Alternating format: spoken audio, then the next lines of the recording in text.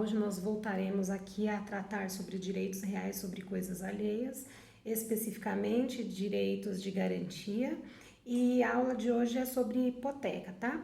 Eu vou começar a falar sobre os conceitos de hipoteca e para a gente poder digerir e entender, né, efetivamente o que vai ser a hipoteca, o que se trata efetivamente, para depois a gente tratar sobre cada uma das possibilidades, tá?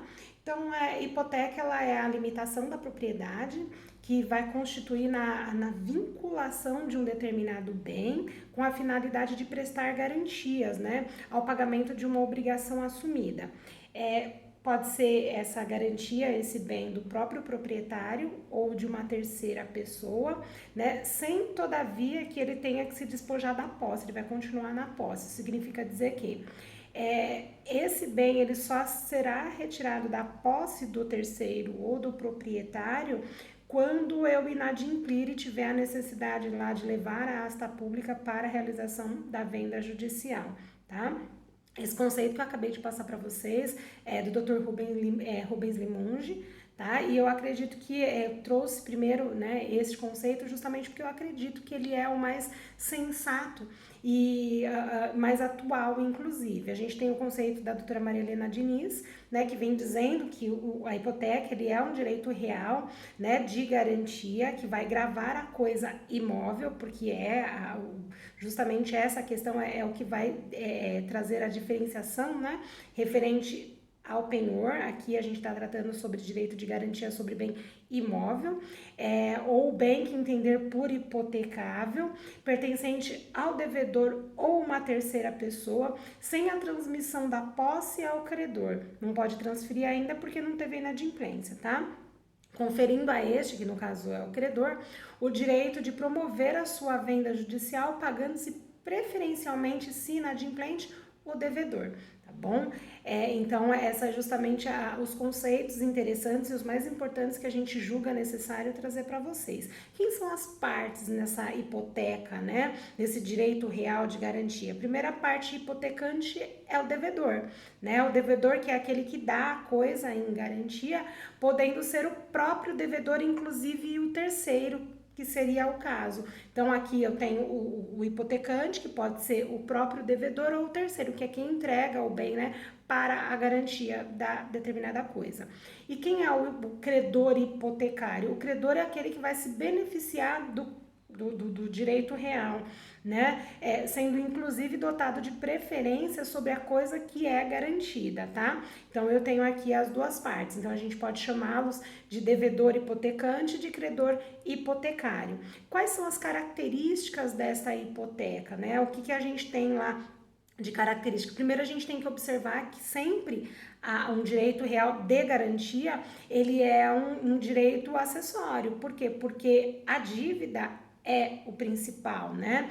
A dívida é o que está tratando ali sobre o contrato especificamente dizendo. Então, se eu faço lá um empréstimo de um determinado valor a determinada pessoa, eu quero uma garantia para quê? Para poder, no caso de inadimplência, prever a possibilidade dessa inadimplência ser tornada a efeito, né, ser garantida através lá de algum bem, que neste caso aqui a gente está tratando de bem imóvel, tá? Então, primeiro de tudo que a gente tem que observar, uma das características marcantes da hipoteca é justamente que ela é acessória, tá? Ela é indivisível. Por que é indivisível? Porque ela vai subsistir mesmo se for paga parcialmente a dívida. Esclarecendo melhor, se eu faço a garantia, se eu entrego um determinado bem em garantia por uma dívida de 1 milhão, vamos pensar que eu peguei 3 imóveis, né? Ou para facilitar, 2 imóveis. Eu pego lá um imóvel de 500 mil e o outro imóvel de 500 mil para garantir uma dívida de 1 milhão. Eu entrego os dois, ele vai ali caracterizar a dívida toda, 1 milhão. Vamos pensar que eu paguei 500 mil reais. Se essa questão não tiver pormenorizada e separada naquele contrato, dizendo que a casa A garante 500 e a casa B garante 500, muito pelo contrário, tiver lá dizendo que as duas casas, os dois imóveis garantem o valor total da dívida, ainda que eu tenha pago, né, parcialmente essa dívida, ou melhor dizendo, R$500 mil, os dois imóveis eles continuarão garantindo a dívida toda. E é justamente por essa razão que a gente tem aqui, né, a hipoteca como característica marcante também a sua indivisibilidade, porque eu vou ter lá a liberação desses imóveis, exemplo, né, tratado aqui, só se o pagamento for feito na sua integralidade, tá? Se não tiver lá pormenorizado que imóvel A garante tanto, imóvel B garante tanto, subentende-se que o imóvel garante, os imóveis garantem toda a dívida, tá? E ainda que eu tenha feito pagamento parcialmente, não vai adiantar, não vai valer, porque eles só serão liberados desse direito real de garantia se o pagamento houver sido feito na sua integralidade, tá? Outra característica da hipoteca é a exigência da publicidade lá, né, com registro no cartório de registro de imóveis. Por que disso? Porque a gente já viu que todo direito real, ele tem uma peculiaridade diferenciada, e uma das peculiaridades é justamente essa necessidade de dar publicidade para os atos. Se eu não tiver essa publicidade, ela inclusive não vai nem ter validade e não vai nem ter essa característica, ela não vai ser nem compreendida como direito real. Tá? A gente vai ter aí outra situação a ser tratada que não o direito real, e aí ela não vai ser um direito real de garantia, aliás, não vai ser nem hipoteca, tá? Então eu tenho obrigatoriamente que registrar essa hipoteca no cartório de registro de imóveis, tá? O bem hipotecado ele deve ser atual, deve ser determinado, eu preciso descrever as características, então eu coloco lá que eu quero garantir determinada dívida com um imóvel, né? Um imóvel na rua A. Só que é na rua A, número, né, do imóvel, o número da matrícula, número do cadastro de contribuintes do município, tá? E aí, quanto mais eu pormenorizar, eu descrever este bem, é justamente o que a lei está determinando, o que precisa ser feito, né? Porque não adianta eu colocar aqui um apartamento na rua X, só que na rua X existem vários condomínios, existem vários apartamentos, e aí qual seria, né? Eu não teria aí a possibilidade de especificar de forma minuciosa qual é o bem que garante aquela respectiva dívida. Então, aqui a necessidade de que ele seja lá totalmente delimitado para que tenha validade, tá? A natureza da hipoteca é de natureza civil, pouco importando a natureza da dívida, né, existente, então não vai interessar essa situação. O ascendente ele pode hipotecar o bem a descendente, independentemente da autorização dos demais descendentes, principalmente porque a própria legislação, quando ele fala na questão da venda, a impossibilidade é ali de fazer um adiantamento da legítima sem que para que os outros filhos não sejam preteridos, tá? Só que aqui não tem essa situação, mesmo porque o filho vai pagar. Quando eu hipoteco determinado bem, eu tenho a obrigatoriedade de realizar pagamentos, tá? Então aqui eu tenho essa possibilidade. O condomínio de coisas indivisas só poderá ser hipotecado se essa coisa comum se for na totalidade, com o consentimento dos demais. Então, se eu tiver um bem imóvel, né, com uma determinada pessoa, eu for proprietária também, eu posso até entregar esse bem em garantia através da hipoteca, desde que o outro proprietário também tenha ciência, né, e ele faça ali também, né, ele dê consentimento, ou melhor dizendo, ele participe ali desse contrato, dessa negociação, desse negócio jurídico existente, tá? E aí, neste caso, também, cada condômino poderá hipotecar a sua parte ideal, se a coisa for divisível, se tiver essa facilidade, né, de saber o que é de quem, tá? Quando que o bem, quando o bem vai deixar, né, de fazer parte da propriedade daquela determinada pessoa, ou melhor dizendo, quando vai ocorrer a perda do bem, né, lá na hipoteca? A perda do bem, ela vai ocorrer só no caso de inadimplência, e quando, né, apenas e tão somente for feita a venda judicial daquele referido bem, tá? Então, a gente tem que compreender aqui que a perda desse bem que foi hipotecado, ela só vai ocorrer no caso de inadimplência. E em segundo lugar, ainda que haja inadimplência, eu só vou perder a propriedade desse bem quando esse bem for levado à asta pública e for realizada essa venda judicial. Caso contrário, né, não tem outra possibilidade de perda do bem, tá? A subhipoteca. Subhipoteca, ela é tratada lá no artigo 1476 do Código Civil, né? E ela pode ocorrer lá com a pluralidade de hipotecas sobre o mesmo bem. Então, existe essa possibilidade, né? E aí eu vou ter lá um credor primitivo, o primeiro credor, né? Que vai ter o direito de preferência sobre as demais hipotecas. Na vida real, isso não acontece, mas não acontece por quê, pessoal? Porque eu já vi, inclusive, o exemplo que eu sempre utilizo, principalmente na questão de venda de imóveis, né? Vamos imaginar que eu tenho um imóvel que já está hipotecado. Eu fiz lá a aquisição, quando fiz a compra do imóvel, eu não tinha o valor completo para poder fazer a aquisição. Vamos pensar que esse imóvel eu comprei por 100 mil reais, tá? Tinha 50 mil, dei de entrada, peguei os outros 50 mil com o banco, tá? Pegando com o banco, fiz alguns pagamentos. No meio do caminho eu quero vender o bem. Eu posso vender? Posso, não tem problema nenhum. Só que o bem está hipotecado. E uma vez hipotecado, quem garante a dívida, a minha dívida, é justamente o bem, tá? Então, vamos pensar que eu vou vender pro Alex, tá? Esse imóvel. O Alex pode comprar? Pode.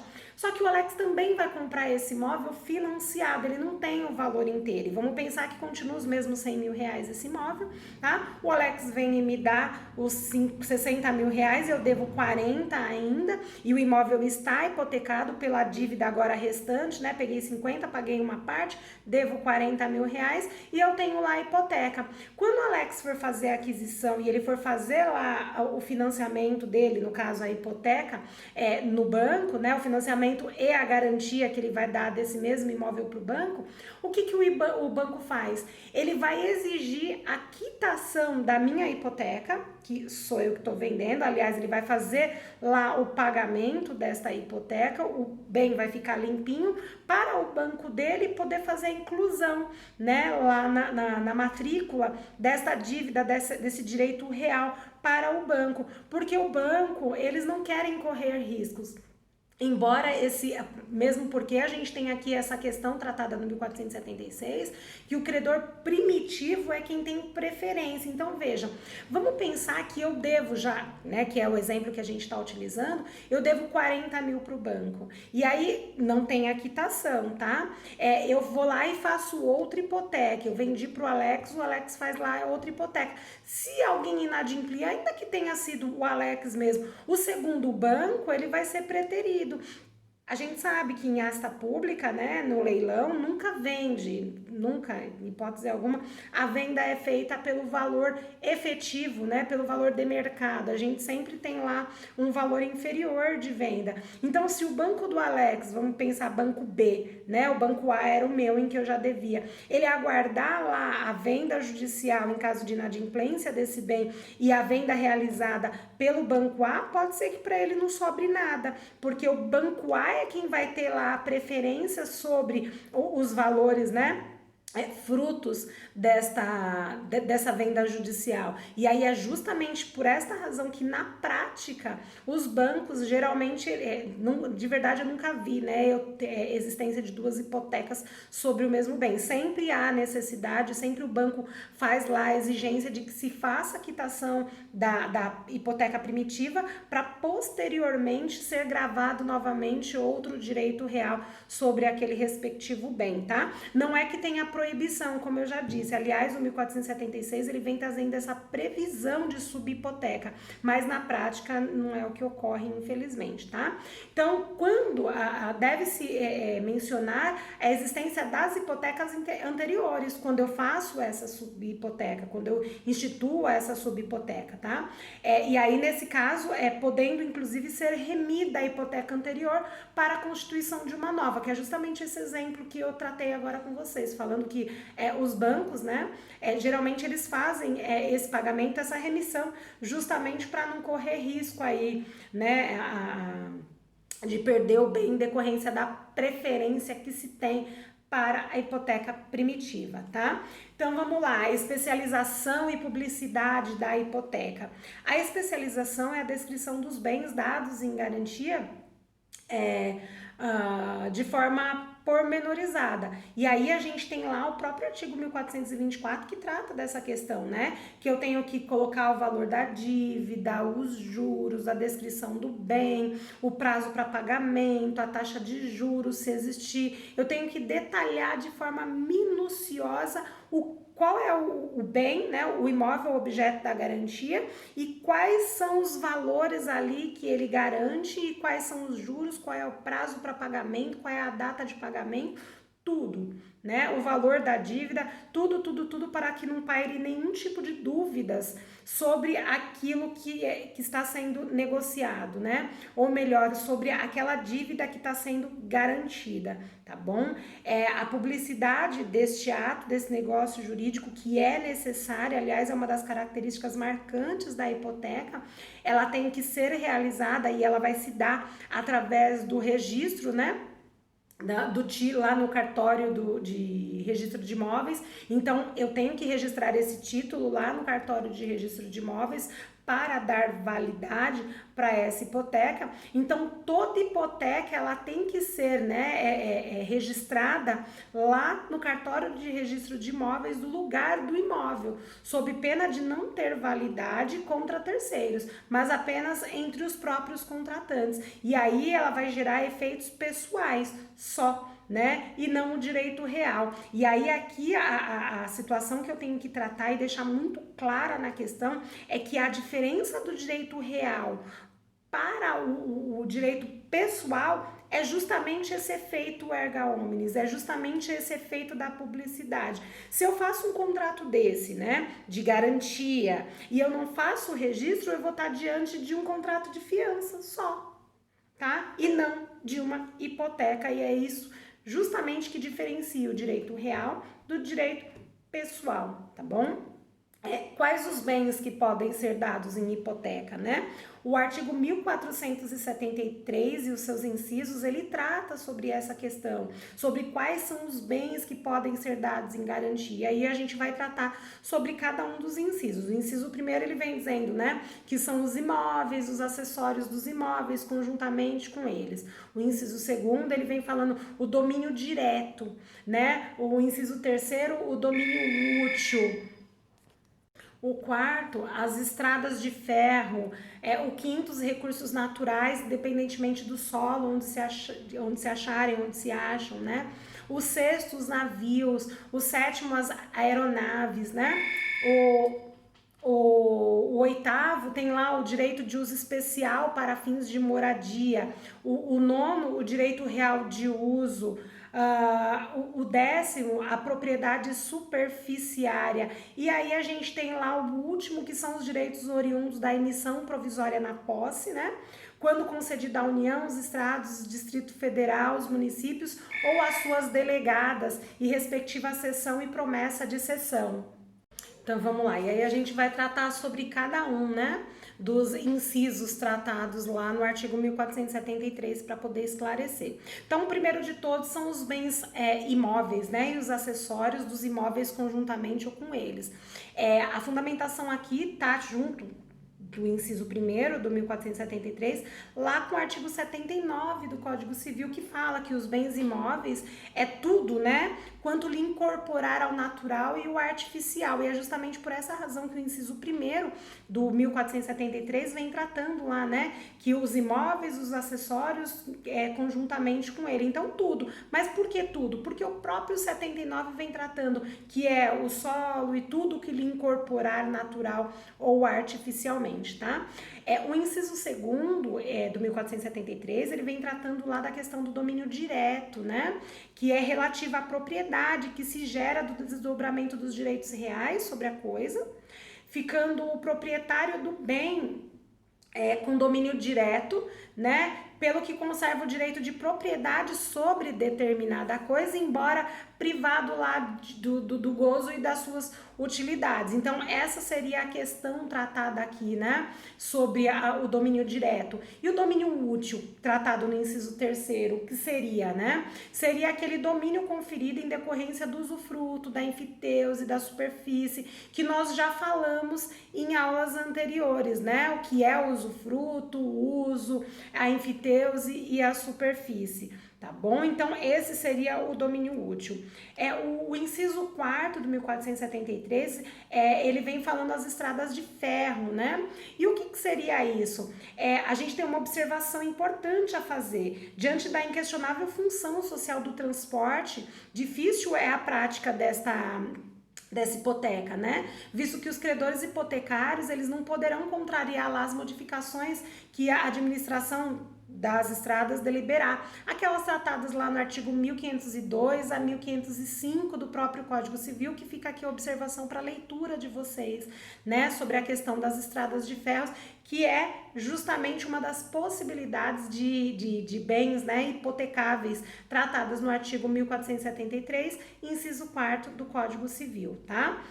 Outro que a gente tem, né, outro bem a ser hipotecável aqui, é o tratado lá no inciso 4º do artigo 1473, que são os recursos naturais, né?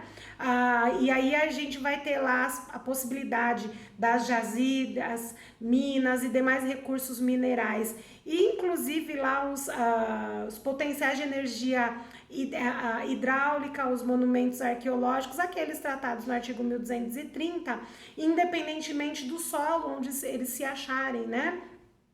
Que são bens da União, assim tratados lá no artigo 176 da Constituição Federal, tá?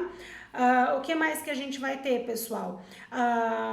O inciso 6º e 7º do Código Civil, do artigo 1473, que fala que também é hipotecável os navios, né, e as aeronaves. E aqui a observação que nós havíamos feito lá na aula, né, de penhor, eu trato aqui. Por que os navios e as aeronaves não estão lá, né, no penhor, e estão aqui na hipoteca? Porque eles recebem um tratamento especial, né? Eles devem receber também um registro especial, que eles são bens especiais e assim chamados também de sui generis, né? É diferente, é genérico, que seria o caso, né? Eles não estão especificados lá no artigo 81 do Código Civil, e assim, alguns doutrinadores tratam eles como bens imóveis, tá? Então, é justamente por esta razão que eles estão aqui na hipoteca e não lá no penhor, tá bom? Eles são, eu prefiro chamar de bens sui generis.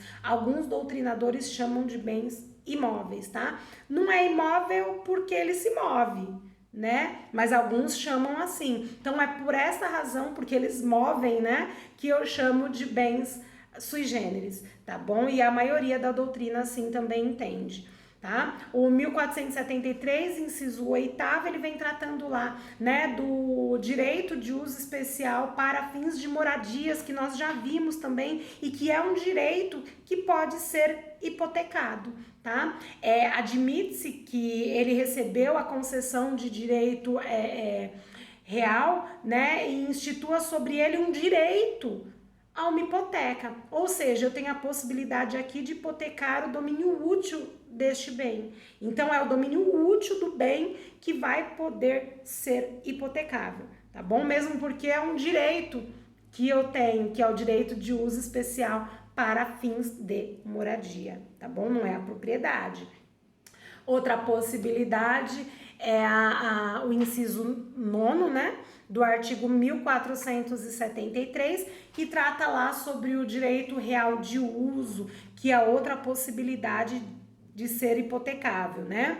Então, aqui eu tenho a hipoteca do domínio útil do imóvel, que é o direito de usufruir da coisa. Então, esse direito real de uso, ele também é hipotecável. Então, o direito de usufruir da coisa, ele pode ser hipotecável, tá? Aliás, ele é um direito real e nós já vimos isso, tá?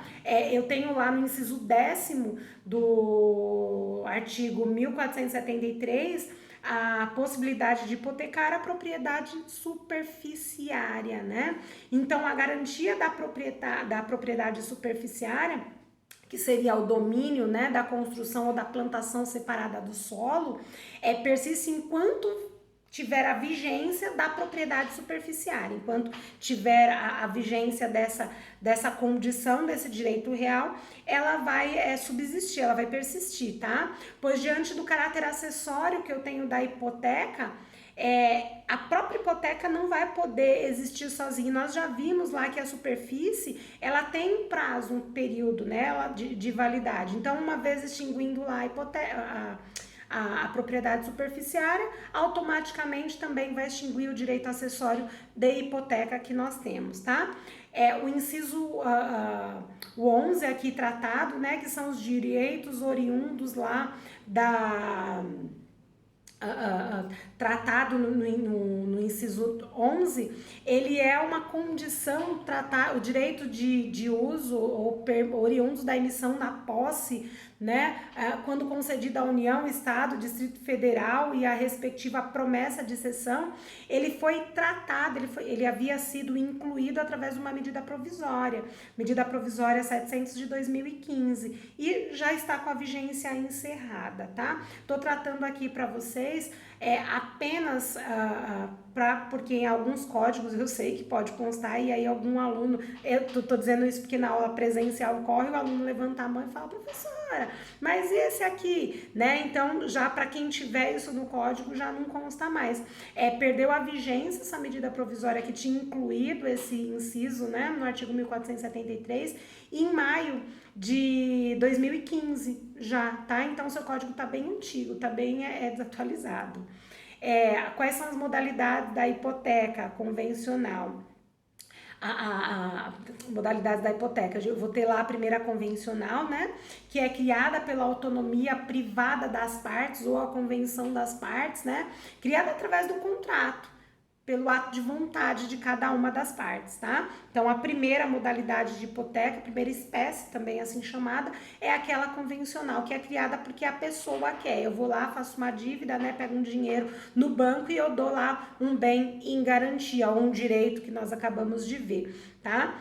A segunda questão, a segunda modalidade de hipoteca é a hipoteca legal, tá? Essa hipoteca legal, ela tem previsão no artigo 1489 do Código Civil. Ela vai tratar de interesses maiores, tá? Notadamente aquele de cunho patrimonial, que são beneficiados pelo direito de garantia, tá? Eu vou ter a terceira modalidade, que é a hipoteca judicial, que é tratada não no Código Civil, mas no Código de Processo Civil, especialmente no artigo 495 do Código de Processo Civil, tá? Que trata assim, ó: a decisão que condenar o réu ao pagamento da prestação consistente em dinheiro e a que determinar a conversão de prestação de fazer e de não fazer ou de dar coisa em prestação pecuniária valerão como título constitutivo de hipoteca judiciária. Então, aqui eu posso chamar essa hipoteca como judicial ou hipoteca judiciária, tá? Então, ela é tratada no artigo 495 do Código de Processo Civil. Olha como tudo se mistura, né? A gente tá no Código Civil, a gente tá dando aula de direito civil, mas a gente trata de direito processual civil. Sim, a gente trata, porque o direito, ele é uno, ele é separado, como a gente já disse em diversas vezes, é único e exclusivamente para poder facilitar a vida, né? Para facilitar de forma pedagógica o entendimento e a compreensão das disciplinas e das matérias, tá bom? Então, essa hipoteca judicial ou judiciária, ela vai decorrer de uma sentença condenatória ou uma decisão judicial, tá? E vai assegurar a sua execução, garantindo alguma obrigação assumida por uma das partes do processo, tá? E por meio desta hipoteca, um bem, né, vai ficar vinculado ao cumprimento da obrigação. E aí, portanto, ela continua tendo lá, né, a natureza acessória, para essa hipoteca, tá? Então, como é que ela vai ocorrer aqui no 495? A decisão produz a hipoteca judiciária, inciso primeiro. Embora a condenação seja genérica, eu posso pegar o título lá, a sentença e gravar de ônus reais lá no cartório de registro de imóveis na matrícula de um referido bem, o respectivo bem existente que o meu devedor tenha, tá? Ainda que o credor possa promover o cumprimento provisório da sentença ou esteja pendente de arresto sobre o bem do devedor. E o terceiro, inciso terceiro do 495 diz, mesmo que impugnada por recurso dotado de efeito suspensivo. O que eu pretendo com tudo isso, né? Com a hipoteca judicial ou judiciária? É justamente garantir, eu tenho ali a dívida, eu já tenho uma sentença, ainda que tenha o recurso, eu quero garantir, né? Vai que lá no final de tudo, desse processo de execução, o meu devedor, ele se desfaça lá dos bens, né? Então, para que não haja nenhum tipo de prejuízo e nem a possibilidade dele se eximir dessa responsabilidade e depois eu ainda tenha lá que garantir com a questão da fraude, né? Eu já quero me adiantar e é justamente por essa razão que eu quero garantir, eu quero registrar lá, né, a minha hipoteca sobre o bem deste devedor, tá bom? Dei uma lidinha a partir do 495 do Código de Processo Civil, que vai adiantar, vai facilitar bastante a compreensão dessa modalidade de hipoteca, tá? Em relação os efeitos da hipoteca em relação ao devedor, né? Ele vai conservar os direitos, mas ele não pode praticar atos que desvalorizem o bem, tá? Outro efeito aqui, né, da hipoteca em relação ao devedor é que ele não pode alterar a substância da coisa, acarretando a diminuição do valor. Ele poderá alienar o bem, né? No entanto, a hipoteca continua gravada lá no imóvel, tá? Porque aqui a gente tem a condição de sequela, como eu já disse, né? Independentemente da mão que esse bem passar, o bem ele vai continuar garantindo aquela dívida. Então, se eu fiz, né, a dívida e eu dei um imóvel em garantia, ainda que eu passar pro terceiro, pro João, pra Maria, aquele imóvel, ainda que a dívida seja minha, é ele quem tá garantindo, ele vai ser levado a efeito até o final. E se eu inadimplir, infelizmente, quem estiver na posse e na propriedade deste bem vai perder, tá? E eu posso, inclusive, defender a posse do bem, tá? Efeitos da hipoteca em relação ao credor. Ele tem direito de exigir aqui a conservação do bem, tá? Ele tem o direito de discussão, né? Ele pode vender a coisa judicialmente mediante ação executiva hipotecária após o vencimento e inadimplemento da dívida. Então ele tem esse direito, tá? E ele tem inclusive direito de exigir, né, o reforço da garantia do bem se ele se desvalorizar. Se o bem ele garantia lá uma dívida de 100 mil e hoje eu vejo que ele não vale mais, eu posso sim, né, fazer ali um pedido, eu posso exigir que o devedor ele venha garantir, né, o valor da dívida, tá?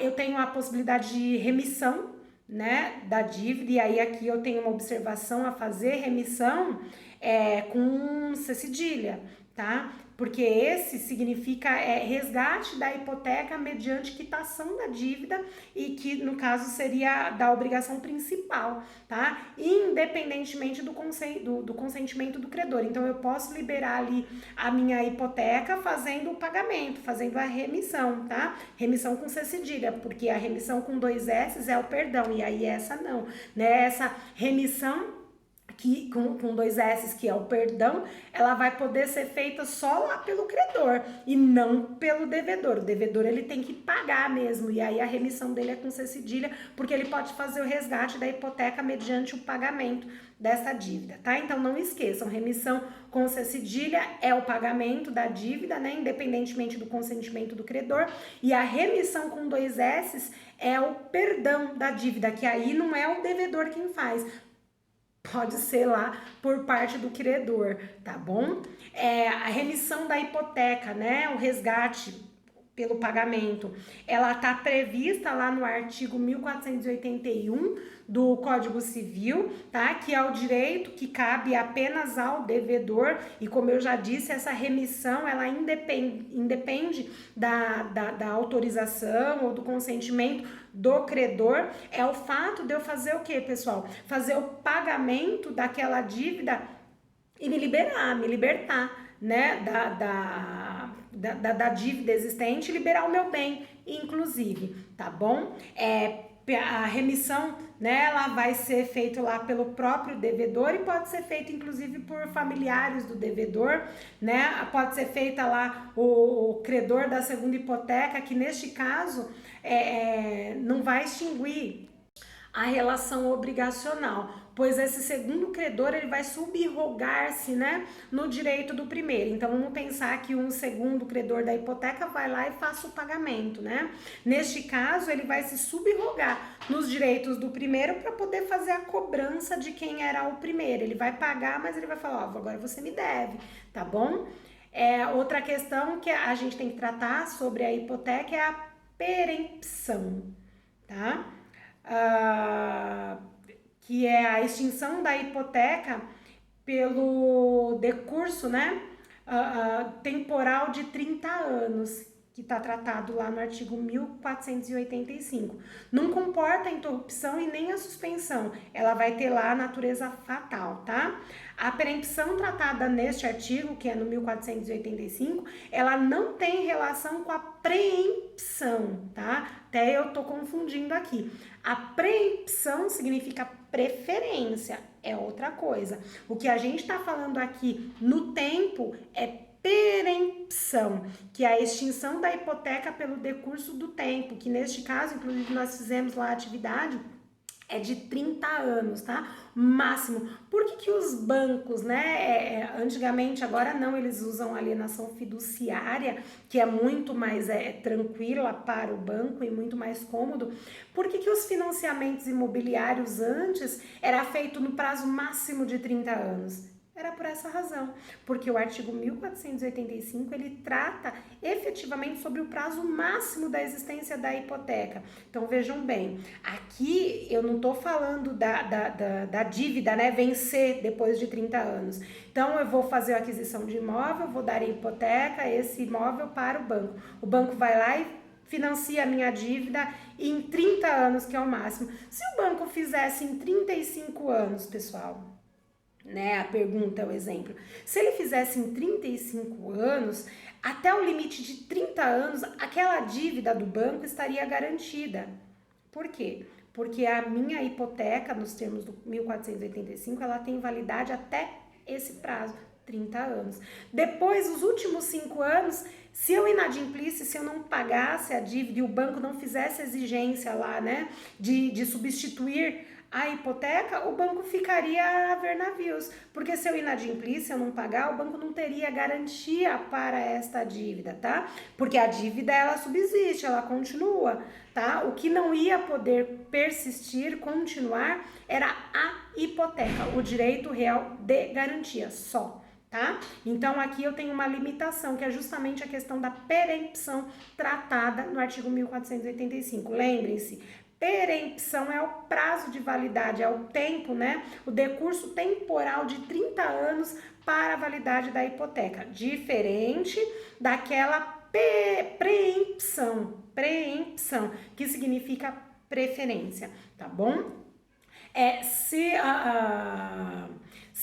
Voltando aqui à questão do prazo, né? Se convencionado no contrato tempo superior a 30 anos, só para poder fixar e deixar claro, né? Não há nulidade do contrato e do ônus real, tá? O que vai acontecer é que vai operar lá, vai ter que se operar a redução do limite para pagamento sob pena de não ter garantia além desse prazo, porque a hipoteca ela tem um limite máximo a ser estabelecido, que é justamente de 30 anos, tá? As hipotecas legais, aí, diferentemente do que a gente viu aqui no artigo 1485, ela prolonga-se enquanto perdurar a situação jurídica que visa proteger, tá? Devendo a especialização ser renovada a cada período, eu tenho que renovar, tá? Hipoteca eventual. Embora o bem hipotecado deve ser atual e determinado, o artigo 1487 ele vai possibilitar a hipoteca a instituição de hipoteca convencional, tá? De dívida futura ou condicional, desde que tenha valor máximo de crédito a ser garantido a essa possibilidade, tá? E é justamente essa questão da possibilidade de dívida, de hipoteca sobre dívida futura ou convencional, que neste caso o bem ele é determinado em decorrência da dívida, né? Que é futura e condicional, com possibilidade inclusive de investimentos vultuosos. Quer ver um exemplo da possibilidade de eu tratar desse tipo de hipoteca, né, de dívida futura ou convencional? Caso de exportação, né? Exportação, geralmente eu tenho lá o valor em dólar, eu tenho um valor determinável, eu sei mais ou menos. Quando chega, dependendo eu vou fazer em moeda nacional, obviamente, né? Mas eu tenho que fazer a conversão. E geralmente quando eu faço lá a exportação e chega aqui no Brasil, o valor ele pode ser diferenciado, né? E outra situação também, eu faço de uma dívida futura ou condicional, eu faço a exportação, pode ser que nem, né, não chegue no porto aquele bem, eu não tenho a possibilidade de saber se vai chegar ou não, se a minha dívida realmente vai ser levada a efeito, então é justamente por essa razão que há a possibilidade de hipoteca sobre dívida futura e condicional, tá bom? A extinção da hipoteca, lá tratada no artigo 1499, como é que ela vai ocorrer? Ela vai ocorrer no inciso 1º, né, do 1499, ele vem tratando com a extinção da obrigação principal. Então, se eu fizer o pagamento ou se for declarada a anulidade ou anulabilidade do contrato principal, o acessório, que é a hipoteca, ele vai cair por terra também, aí ele vai ser extinto, obviamente, tá? O inciso 2º do 1499, ele vem tratando lá do perecimento da coisa, né? Em tal caso, será necessária a substituição da garantia se o bem perecer, se ele se acabar, tá? E nesse caso, a substituição, ela vem através do devedor, que deverá garantir lá, né, a dívida, e sob pena, inclusive, de vencimento antecipado. E se eu fizer a substituição da garantia, eu vou ter que constituir uma nova hipoteca ou um penhor, dependendo da situação, tá? Então, é justamente por essa razão que vai se extinguir, que é tratado lá através do perecimento da coisa, no inciso 2º do 1499, tá? A gente tem lá pela questão da resolução da hipoteca, né, por motivo superveniente, pela ocorrência de uma condição de evento futuro incerto, ou o termo, que seria lá o evento futuro incerto também. No caso de negócios jurídicos que envolvam, né, propriedade resolúvel de imóvel, a alienação fiduciária, o leasing, né, sendo paga a dívida pelo devedor, a propriedade do credor é extinta. Tá? Se este último deu bem garantia, finda estará a hipoteca, tá? Não tem como subsistir, é justamente por essa razão que eu tenho lá a extinção da hipoteca, tá? No inciso 4º eu tenho tratado lá a renúncia, né, por parte do credor, e aí aqui é ato unilateral, não vai depender da vontade da outra parte, tá? No inciso 5º eu tenho pela remissão ou resgate, que é justamente o pagamento. Se eu vou lá e faço a quitação, né, daquela dívida, pronto, acabou, paguei, não existe a dívida principal, então o acessório também não vai existir, tá bom? O 6º eu tenho lá pela arrematação ou adjudicação do bem hipotecado, nesse caso desaparecendo, né, o bem e sendo feita a quitação da dívida diante da transmissão deste determinado bem que estava garantindo a dívida a terceiro, ou pela aquisição do próprio credor, a gente não tem mais que se falar nessa hipoteca, tá? Mesmo porque a arrematação, a adjudicação do bem, ele vai terminar, ele vai acabar lá com a condição da hipoteca, porque o bem ele nem garante mais nada, né? Ele já, ou ele quitou, ou se faltou algum valor para pagar, ele também não está mais garantindo, porque ele não faz mais parte da dívida, tá bom? Sobre a hipoteca, era o que nós devíamos tratar. Faço aí a orientação para que façam a leitura dos artigos, que é bem importante, inclusive aquele do artigo 495 e seguintes do Código de Processo Civil para poder ficar mais clara a questão da hipoteca, tá? E fico aí à disposição de todos vocês para qualquer dúvida que existir, tá bom? A próxima aula a gente vai tratar sobre a anticrese, tá? Inclusive é o último tópico dos nossos direitos reais de garantia, ou melhor dizendo, da nossa disciplina, tá? Até mais, pessoal. Fique com Deus.